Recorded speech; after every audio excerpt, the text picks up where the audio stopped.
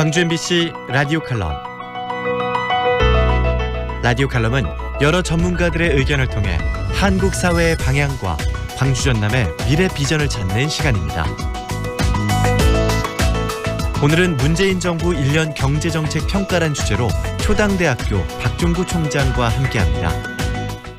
문재인 정부 1년 경제정책에 대한 평가 결과가 나왔습니다.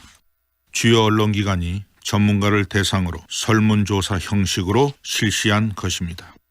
우선 소득주도 성장으로 대변되는 제이노믹스에 대한 평가는 별로 높지 않습니다. 소득주도 성장이란 임금 인상 등을 통해 저소득층의 소득을 높여 소비와 성장을 촉진한다는 이론입니다. 양극화가 심화되는 상황에서 저소득층의 소득을 끌어올려 경기를 진작시키자는 주장입니다. 이에 따라 최저임금 인상, 공공기관 비정규직 전환, 법인세 인상 등이 실시되었지만 정책의 효과에 대해서는 회의적인 시각이 적지 않습니다. 비교적 잘한 정책으로 평가받은 것은 프랜차이즈 갑질 근절 등 공정거래 강화, 부동산 시장 규제 강화 등이 뽑혔습니다. 최근 한진 등 일부 재벌기업의 일탈 행위에 대한 국민적 분노가 상당한 점을 감안할 때 갑질 근절 문제에 대한 긍정적 평가는 공감되는 내용입니다. 강남, 서초 등을 중심으로 한 아파트 가격 상승을 잡기 위한 조치는 반시장적 측면에도 불구하고 불가피한 결정이었다는 평가로 해석됩니다.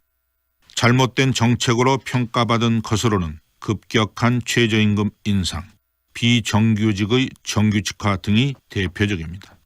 16.4%나 오른 최저임금은 경제 전반에 상당한 충격을 주었습니다.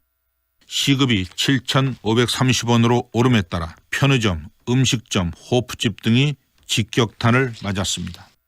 우리나라는 최저임금 적용 대상이 14%나 되고 그중 81.5%가 30인 미만 소규모 영세 사업장에서 일합니다.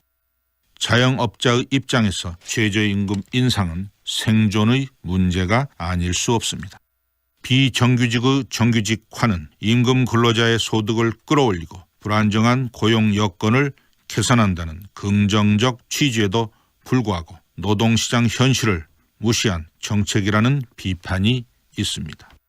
강성노조 3.4%가 사실상 노동시장을 좌지우지하는 왜곡된 현실을 시정해야만 직종 간, 기업 간 임금 격차가 완화될 수 있습니다. 속도 조절이 필요한 부분입니다. 체감 경기가 전만 못하다는 설문조사 결과도 있습니다. 물가, 환율, 금리, 수출 등 거시경제 지표는 양호한 반면 상대적으로 민생 지표는 좋지 않습니다. 최저임금의 영향도 있습니다. 민생을 챙기는 정책이 적극적으로 시행되어야 할 것입니다. 적폐청산 못지않게 일자리 창출 등을 위한 성장에도 관심을 기울여야 할 때입니다.